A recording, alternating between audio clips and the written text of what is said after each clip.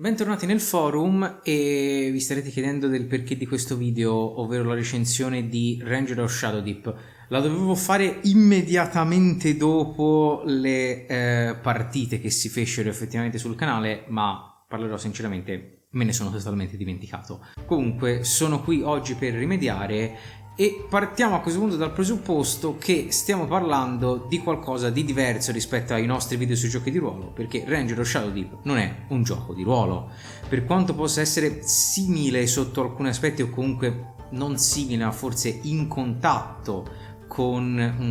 un certo ambiente fantasy più comune al gioco di ruolo. Stiamo parlando di quello che generalmente viene chiamato un wargame, ovvero un gioco da tavolo che utilizza dadi e miniature, principalmente meccanico. Ora, perché è diverso parlarne rispetto a un gioco di ruolo? Ve lo potete sicuramente immaginare, ma questo non vuol dire che quando si parla di wargame non si stia parlando di un qualcosa che possa essere di ruolo in un certo senso, o meglio, da come sempre l'ho vista io, mi sono trovato di fronte a due tipi di wargamers. Quello che letteralmente ti fa vedere la sua lista e dice: ehi, guarda la mia lista barra esercito barra fazione, dipinta nella maniera più generica possibile e costruita intorno all'unità più forte che io possiedo, in modo da essere perfettamente configurata al meta del gioco e cambierà esclusivamente quando cambia il meta del gioco. Oppure l'altra, diciamo, alla estrema, che è esattamente: ehi, guarda la mia fantastica lista che è assolutamente non competitiva, ma ci ho messo il cuore nel pensare e nel dipingere, ti posso dire esattamente il passato, presente e futuro di ognuno dei personaggi che ci sono dentro. E io tendo molto per la seconda di queste fazioni, ovviamente estreme, c'è molto nel mezzo. Ma questo non vuol dire che nel wargame non ci sia anche una possibilità narrativa molto forte. Esistono campagne narrative di qualsiasi cosa. Se qualcuno di voi gira un po' per determinati canali YouTube avete sicuramente visto quantomeno highlights, idee di campagne narrative di Warhammer 40.000, nonché del Warhammer normale o comunque di qualsiasi altro tipo di wargame. Uno dei primi wargame che io provai, che era Flames War, che era basato sulla seconda guerra mondiale, aveva le campagne narrative basate appunto sulle campagne della seconda guerra mondiale. Ne è uscita anche una recentemente, vedevo, che riguarda lo sbarco in Normandia. Quindi c'è la possibilità di inserire un po' di ruolo anche in qualcosa di tecnico, come può essere un gioco semplicemente di miniature. Per ritornare a Ranger of Shadow Deep, questa è sicuramente una possibilità, perché come avete sicuramente visto, almeno chi ha seguito le due partite che abbiamo fatto, c'è un elemento particolare in Ranger of Shadow Deep: il fatto che i giocatori non combattono l'uno contro l'altro, quindi non hanno liste opposte, ma semplicemente collaborano contro degli NPC, si potrebbe dire, che siano questi previsti dalla campagna o ideati comunque in un tavolo di gioco fatto appositamente. Questo ricorda sicuramente molto più un party di un gioco di ruolo e apre a tutta un altro aspetto collaborativo diverso. Sicuramente il discorso di crearsi il proprio ranger è ovviamente anche qui quasi esclusivamente di natura tecnica, ma da quanto ho visto preparandomi per fare le partite c'è molta meno tecnica rispetto ad altri giochi di ruolo, nel senso c'è una minima personalizzazione riguardo a caratteristiche e abilità del personaggio, ma che comunque sono quelle, e si può lavorare sia sul tecnico per chi preferisce creare un personaggio totalmente massimizzato, ma anche come ho fatto io, crearsi un personaggio che abbia anche un minimo di background e quindi osservare una minima crescita e una minima possibilità di farlo interagire durante le partite, che possa essere in qualche modo complementare alla campagna che si sta facendo. Anche la possibilità di creare campagne basate su tavoli totalmente immaginati, cosa che è caratteristica dei wargame, perché per chi ci ha giocato lo si sa, il tavolo si compone prima della partita, è interessante perché Ranger of Shadow Deep è basato comunque non su singole partite come possono essere altri molti titoli di questo genere, ma su vere e proprie campagne, cioè c'è una specie di progressione che ricorda molto una qualsiasi avventura di un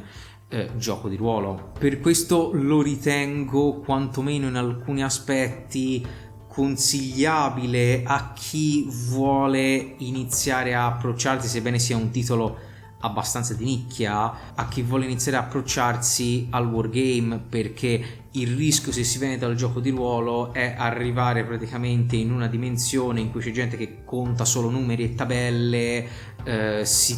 l'unica cosa che si vede fare è tirare decine e decine di dadi, mentre Ranger of Shadow Deep usa un sistema di 20 perché è basato quasi esclusivamente sul tira, aggiungi il bonus, esattamente come in D&D il nemico tira la propria armatura, se è inferiore la differenza sono danni, che è tra l'altro estremamente veloce e estremamente intuitivo per un wargame che hanno solitamente sistemi di gioco molto più tecnici e molto più difficili.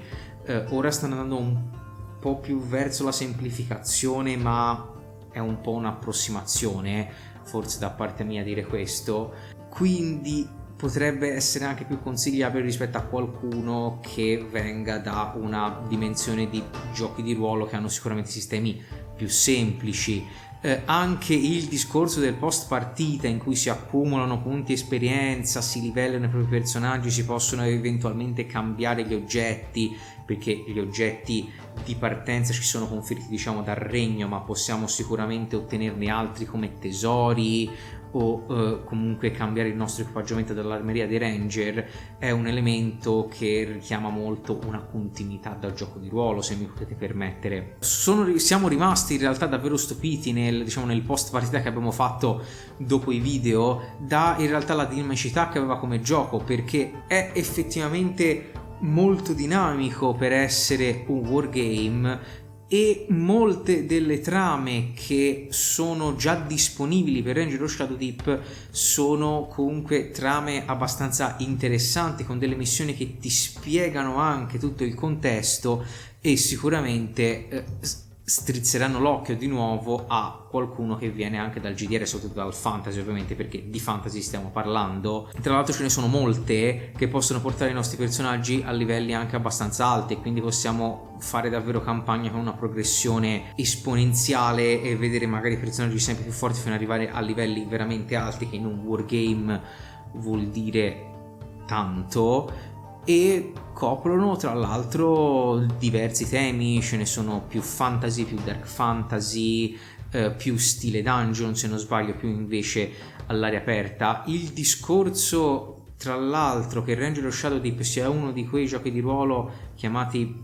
models o miniatures anachronistic, nel senso, ora non so se ho detto giustamente il termine, perdonatemi se non l'ho fatto, nel senso che non ha delle miniature ufficiali come potrebbe essere qualsiasi altro wargame, che sia Flames of War, Warhammer o quello che vi pare, potrebbe aiutare molto più l'immersività, perché si può utilizzare qualsiasi tipo di miniatura, quindi nulla ci vieta di portare il nostro personaggio di D&D di cui abbiamo la miniatura nel gioco, dire che è un ranger e sentirsi anche forse più collegati al personaggio. Quindi,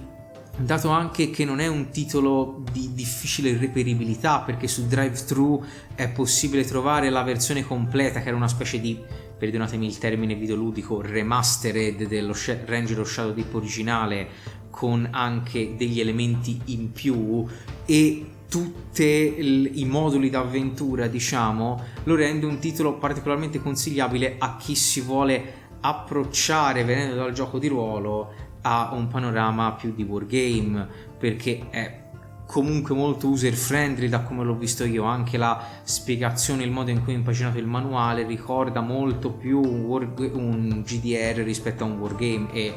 li ho letti i manuali di wargame, vi posso assicurare che alcuni possono essere un po' spiazzanti a prima vista, soprattutto quelli particolarmente tecnici o che hanno molte edizioni. Detto questo, io voglio annunciare che la parte wargame del canale è ovviamente molto carente per motivi di spazio, risorse, titoli da trovare, da portare, ma dovrebbe essere quantomeno pronto per iniziare la lavorazione un altro titolo sempre un po' di nicchia, che è This Is Not a Test, che ha richiesto un minimo di lavoro in più semplicemente perché richiede di fare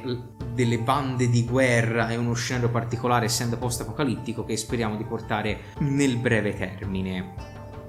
Spero di avervi interessato con questo video su un argomento leggermente diverso rispetto a quelli che portiamo originariamente. Vi invito, ovviamente, se il video è piaciuto, a condividerlo, a commentare, a dirci la vostra se siete dei wargamers, per utilizzare un termine ombrello, e ovviamente vi invito anche a passare dalle nostre pagine social. Abbiamo Facebook, Instagram e anche Telegram. Francesco dal Forum Sententiam, chiudo.